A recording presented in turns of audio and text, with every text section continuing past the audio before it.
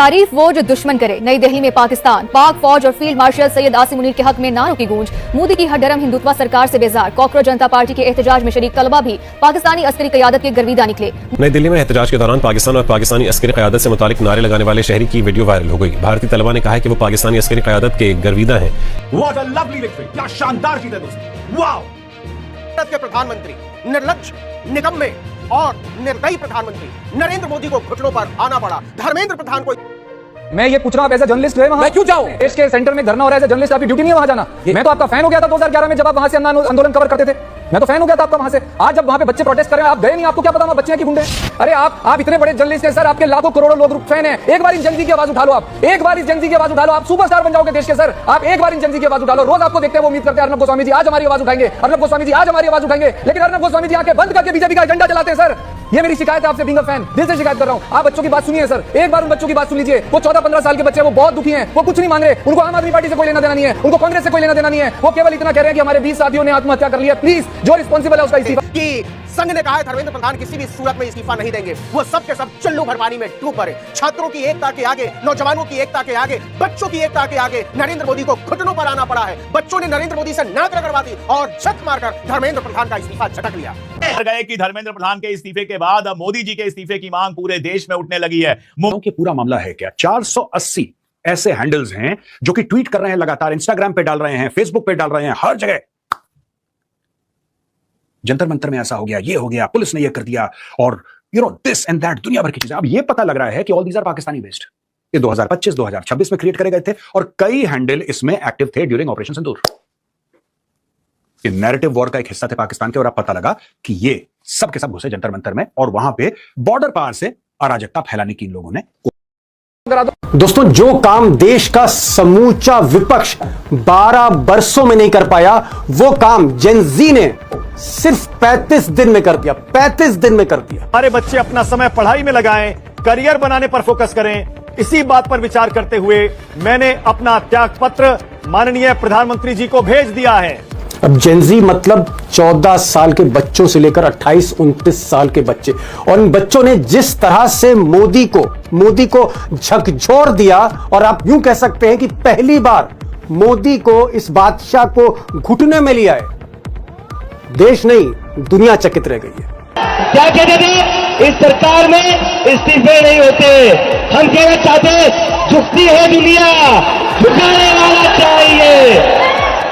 सच यह है कि 25 जुलाई को अगर मोदी धर्मेंद्र प्रधान का इस्तीफा नहीं लेते तो 27 आते आते देश में कोहराम मच जाता। और 24 जुलाई की रात जब मोदी के राष्ट्रीय सुरक्षा सलाहकार अजीत डोभाल और उनके प्रिंसिपल सेक्रेटरी पीके मिश्रा और तमाम अधिकारियों ने देश भर की खबरें, इनपुट उनके आगे रखी टेबल पर और यह बताया कि जेन जी 100 से ज्यादा शहरों में सड़कों पर है, स्थिति भयानक है और वो कूच कर सकता है और साथ में किसान भी कूच कर रहे हैं। 27 तारीख 28 तारीख तक हंगामा हो सकता है, संसद घिर सकती है। उसके कुछ ही देर बाद मोदी का फोन जाता है, धर्मेंद्र प्रधान इस्तीफा देने को तैयार होते हैं। मैं 24 तारीख की रात की बात कर रहा हूं और तभी मोदी पहली रील इंस्टाग्राम पर डालते हैं और एक तरह से जेन जी के आगे सरेंडर कर जाते हैं। और सच ये भी है कि 24 तारीख की रात ही अमित शाह अड़ गए थे कि धर्मेंद्र प्रधान का अगर इस्तीफा होता है तो फिर इस्तीफों की शुरुआत होगी, सरकार संकट में और घिरेगी। लेकिन फिर मोहन भागवत का फोन पहुंचता है मोदी के पास और जब उनको यह खबर लगती है कि अंदर से बीजेपी और आरएसएस में भी बेचैनी है, खलबली है, तो फिर वो मन बना लेते हैं और धर्मेंद्र प्रधान का इस्तीफा उसी रात ड्राफ्ट हो जाता है। सच ये कि मोदी अगर थोड़ा सा भी लेट करते तो खुद उनकी कुर्सी फंस सकती थी। अगर इसको 72 घंटे और पोस्टपोन कर देते तो पता नहीं क्या हो जाता। सरकार की गिरने की नौबत आ सकती थी 72 घंटे के अंदर। अगर किसान भी दिल्ली को आके घेर लेते तो फिर बहुत अलग स्थिति बन सकती। दोस्तों, आखिर इन जेनजी बच्चों में ऐसा क्या है कि जहां ये सड़कों पर उतरे, जहां ये इनकलाबी मूड में आए तो दुनिया में कोई भी सरकार हो हिलने लगती। वो चाहे नेपाल हो जहां तख्ता पलट हो जाता है, वो चाहे बांग्लादेश हो जहां सरकार बदल जाती है, प्रधानमंत्री देश छोड़ देता है, या फिर हांगकांग हो जहां सत्ता हिल जाती है, या केन्या जहां सारा उथल पुथल एक ही रात में जेनजी कर देता है। और हमारे देश में तो इस जेनजी ने, इन बच्चों ने गजब ही ढा दिया। अगर 20 जुलाई को ये बच्चे जो भारी संख्या में थे, संसद की तरफ बढ़ रहे थे, अगर 3-4 हजार की फौज नहीं होती, पैरामिलिट्री सीआरपीएफ नहीं होती, आंसू गैस के गोले नहीं छोड़े जाते, पैलेट गन से फायर ना होता, तो ये भीड़ संसद के भीतर दाखिल हो सकती थी और फिर उस दिन सत्ता का हिसाब भी हो सकता था।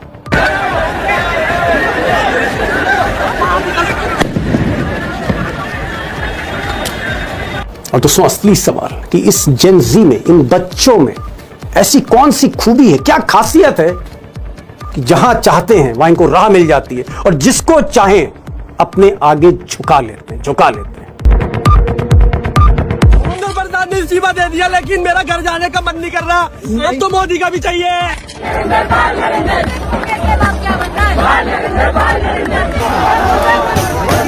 दोस्तों, कोई भी सरकार हो, कोई भी रूलर हो, प्रधानमंत्री हो, नरेंद्र मोदी हो या कोई हो दुनिया, आखिर सरकारें इनके आगे क्यों झुक जाती, इनको टैकल क्यों नहीं कर पाती? कोई भी संस्था इनसे भिड़ क्यों नहीं पाती जेंजी से? आखिर ऐसा क्या है? मैं कोशिश करूंगा इस बड़े सवाल की तह में जाने के कि आखिर क्यों मिस्टर मोदी या अमित शाह या उनका पूरा थिंक टैंक या आरएसएस या सारी ब्यूरोक्रेसी या मोदी का सिस्टम इन बच्चों को क्यों नहीं समझ पाए, पहले दिन से क्यों नहीं समझ पाए, और 35 दिन में ही तख्ता कैसे हिल गया मिस्टर मोदी का, इस पर मैं जाऊंगा। लेकिन कुछ बुनियादी बातें आपको भी समझनी जरूरी हैं। मिसाल के तौर पर, जैसे मैं अखबार के दौर में, रेडियो के दौर में मैं जन्म लेता हूं। आप में से कुछ लोग होंगे जो न्यूज चैनल के दौर में पैदा हुए, लेकिन ये जो क्लास है, ये जो बच्चे हैं, ये इंटरनेट की पीढ़ी, इंटरनेट में इन्होंने जन्म लिया है, जहां इनके हाथ में पहले से ही सोशल मीडिया, फेसबुक, इंस्टाग्राम, सब कुछ इनके आंखों के सामने था। अब चूंकि ये जो जनरेशन है 1997 से लेकर 2012 तक, ये इंटरनेट में ही इसने जन्म लिया है, तो इनकी पूरी दुनिया ऑनलाइन ही है, ऑनलाइन ही दोस्ती होती है, ऑनलाइन ही पढ़ाई करते हैं, रिसर्च करते हैं, ऑनलाइन ही हंसी मजाक है, और ऑनलाइन ही ये राजनीतिक समझ भी बनाते हैं। और आप कह सकते हैं कि इंफॉर्मेशन कलेक्ट करने का अगर इनके पास कोई सोर्स है तो वो सिर्फ और सिर्फ ऑनलाइन है। पूछने से पहले ये ऑनलाइन पे चीजें चेक कर लेते हैं। यानी आप कह सकते हैं कि सारी दुनिया ऑनलाइन पर सिमटी हुई है और इन्होंने कई पुरानी भ्रांतियां या भ्रम तोड़ दिए। मिसाल के तौर पर, आज से कुछ साल पहले ऐसा माना जाता था कि कोई भी आंदोलन बिना लीडर के कामयाब नहीं हो सकता।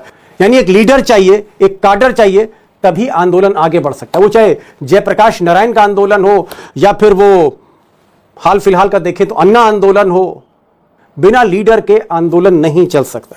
लेकिन अगर आप जेनजी को देखेंगे तो हजारों इंस्टाग्राम ग्रुप चल रहे हैं, हालांकि बाकी ऑनलाइन प्लेटफॉर्म्स पर भी ये जाते हैं और उसी ग्रुप से ये कहीं ना कहीं गाइड होते हैं। यानी इनको लीडर की इतनी जरूरत नहीं है। आप कह सकते हैं कि आसमान में अक्सर हमने पक्षियों को उड़ते देखा है और कभी कभी बिना नेता के पक्षी अपना रास्ता बदल लेते हैं, मंजिल पे पहुंच जाते हैं।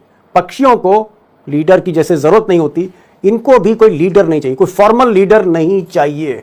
और यही इस जेनजी आंदोलन का सबसे प्रमुख फीचर है। और इसीलिए जब 20 जुलाई को बच्चे सड़कों पर आए, संसद का घेराव करने लगे, उन पर आंसू गैस के गोले चलने लगे, उन पर पैलेट गन फायर होने लगी, उसमें से कई बच्चे घायल हो गए, और ये जब सारी खबरें इंस्टाग्राम दिखा रहा था तो पूरे देश में जेनजी सड़कों पर आने लगा। वो चाहे पटना हो, वो चाहे मुंबई हो, वो चाहे नागपुर हो या फिर हैदराबाद हो।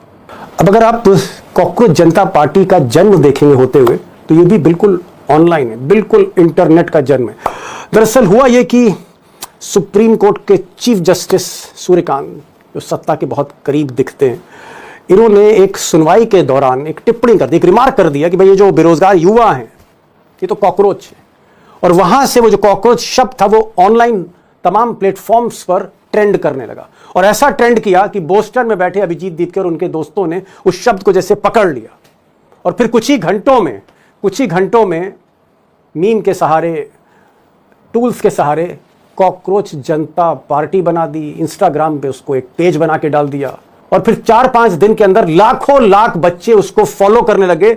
और आप कह सकते हैं कि कॉकरोच जनता पार्टी की फॉलोइंग इतनी बड़ी हो गई कि कांग्रेस हो, बीजेपी हो, आम आदमी पार्टी हो, दुनिया की कोई पार्टी हो, इतने फॉलोअर्स किसी के पास नहीं थे जो हफ्ते भर में कॉकरोच जनता पार्टी को मिल गए।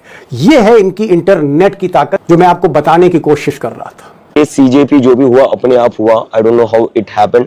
आई didn't mean to start it. और दोस्तों, इन बच्चों का तंज करने का तरीका, कटाक्ष करने का तरीका, विट और ह्यूमर, उसका भी कोई जवाब नहीं. अद्भुत है.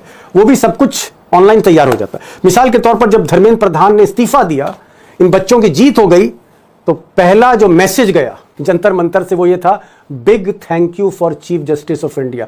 चीफ जस्टिस साहब का बहुत बहुत शुक्रिया, क्योंकि अगर ये हमें कॉकरोच नहीं बोलते, ये आंदोलन नहीं होता, साइट नहीं बनती और हम सड़कों पर नहीं आते, तो धर्मेंद्र प्रधान का इस्तीफा नहीं होता. यानी चीफ जस्टिस को थैंक यू कि धर्मेंद्र प्रधान ने इस्तीफा आपकी वजह से दे दिया. That the young people realized what is happening with them and became unafraid to come out on the roads. It was without his comment, this wouldn't have happened. We would like to thank the Chief Justice for awakening this nation. और दोस्तों, जब ये आंदोलन शुरू हुआ, सोनम वांगचुक भूख हड़ताल पर बैठ गए, दिन गुजरते गए, सरकार ने इनकी तरफ देखा नहीं, और सारे बच्चे जब मोदी जी से नाराज हो गए, तो फिर मोदी जी पर इन्होंने जो तंज शुरू किया, मुझे लगता है कि कभी नरेंद्र मोदी ने या अमित शाह ने या बीजेपी की किसी नेता ने सोचा नहीं होगा, कल्पना नहीं की होगी कि नरेंद्र मोदी को उनके घर से 1 किलोमीटर या 1.5 किलोमीटर की दूरी पर या कनॉट प्लेस के बाजार पर जंतर मंतर संसद के चारों तरफ क्या क्या कहकर पुकारा जाएगा, क्या क्या कहा जाएगा. कोई मेलोनी के समोसे बेचने लगा, कोई दूध बेचने लगा, तो कोई ऐसा तंज करने लगा कि तीर सीधे दिल पर लगा होगा, अगर मोदी ने देखा होगा. के हाथ के समोसे ले लो, आप जो लिखा है उसको देखिए. और दोस्तों, जब ये बच्चे संघर्ष करने लगे, सड़क पर आ गए, अपने